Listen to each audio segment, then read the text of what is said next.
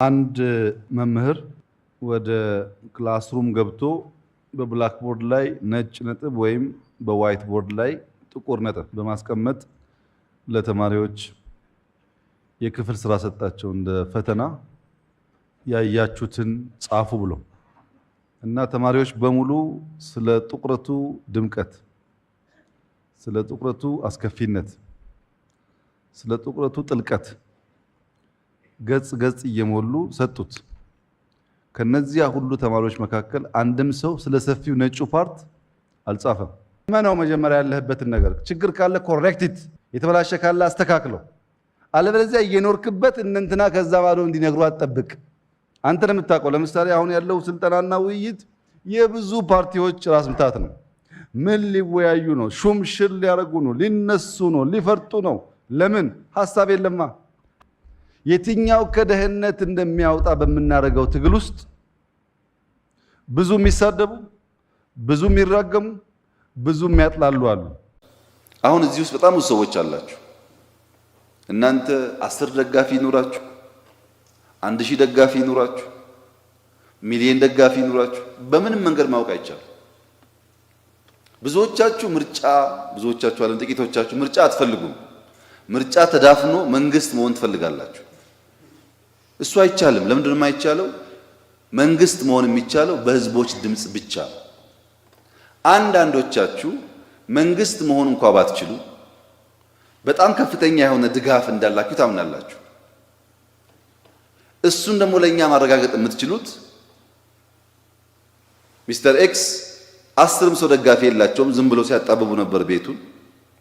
ሚስተር ዋይ ግን 1 ሚሊዮን ደጋፊ ያላቸው፣ መንግስት ባይሆኑም እናድምጣቸው፣ መንግስት ባይሆኑም እናሳትፋቸው ለማለት ደግሞ ድል እናገኝበታለን። አሁን ሰው በቤተሰብን በጓደኛን ተሰባስቦ ፓርቲ ከሆነ በኋላ የህዝብን ድምጽ ታሳቢ ሳያደርግ ፓርቲ ነኝና መንግስት ልሆን ይላል። ፓርቲ ነኝና በወንጀል አትጠይቁኝ ይላል።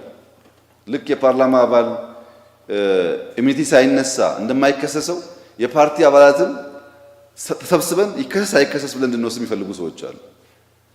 እንደዛ ከሆነ ሁሉም ሰው ፓርቲ ይሆናል ማለት ነው። ፓርቲ ሆነና ወንጀል እየሰራ ይውላል። እነዚህ ነገሮች እናንተ ብታስቡበት በጣም ጠቃሚ ይሆናል። እንዳያችሁት ነው። በአንድ በኩል ችግር አለ ትላላችሁ፣ ግጭት አለ፣ ሰላም የለም፣ እንደዚህ የለም፣ መከበር አለበት ትላላችሁ።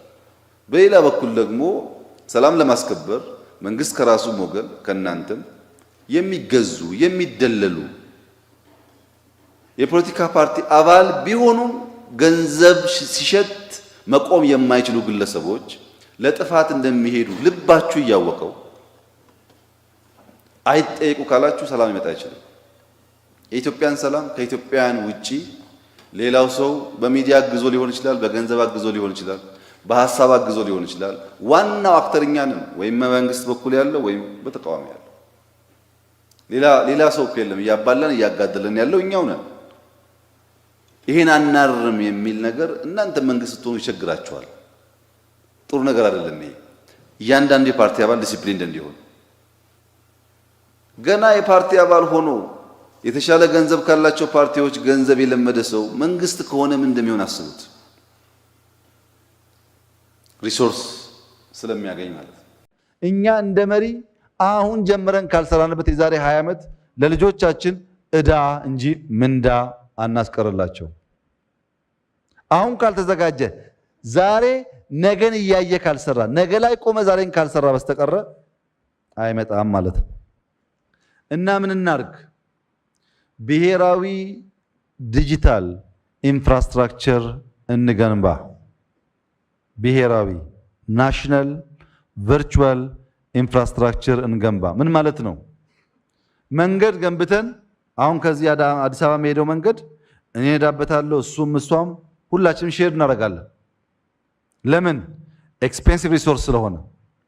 መብራት በህዳሴ ያወጣን ሼር እናደርጋለን፣ ውሃ ሼር እናደርጋለን።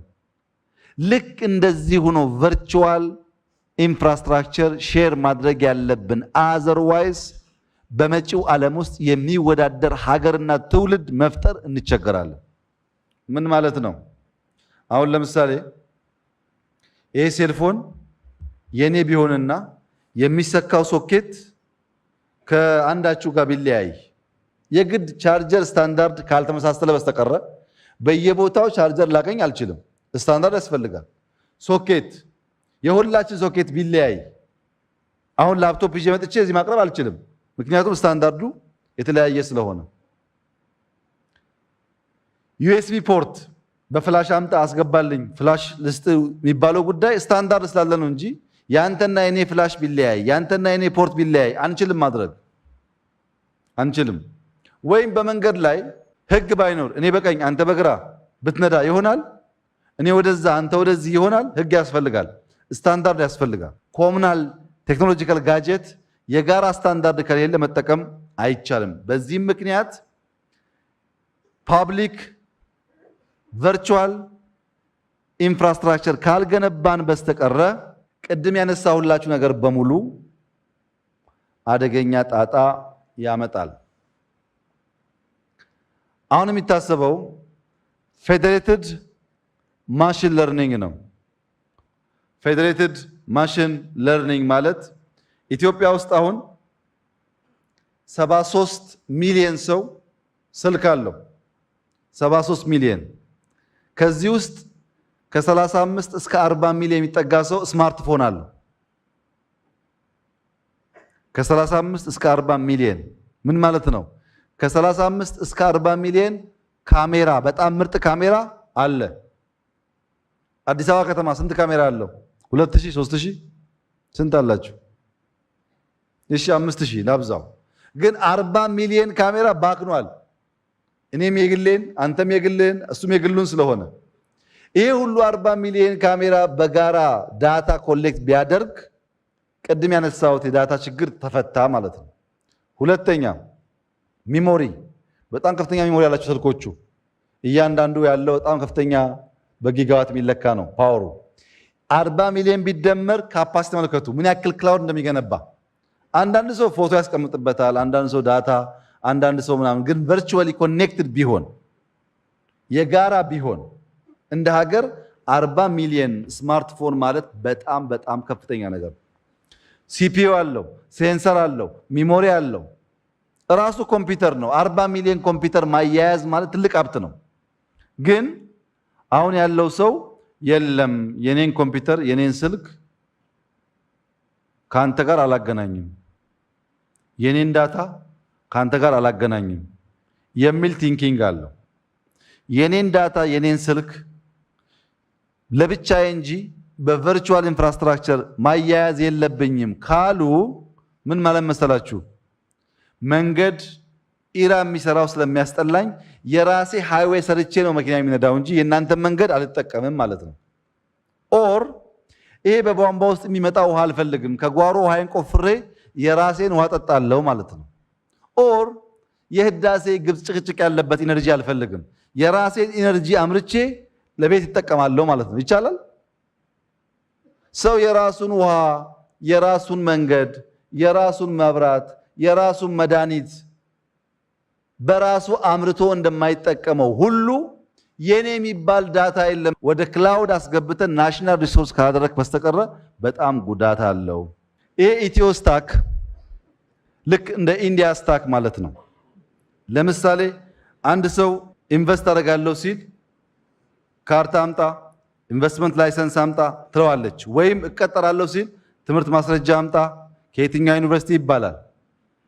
ከተለያየ ሴክተር መረጃ ከመውሰድ ቅድም ባልኳችሁ ፌዴሬትድ ቨርቹዋል ኢንፍራስትራክቸር ካለ እኔ አብይ ነኝ ስል ብድርም ይሁን መሬትም ይሁን ኢንቨስትመንትም ይሁን ስራ ቅጥርም ይሁን እኔን ሳትጠይቀኝ ከክላውድ ዳታ ትወስዳለች ማለት ነው።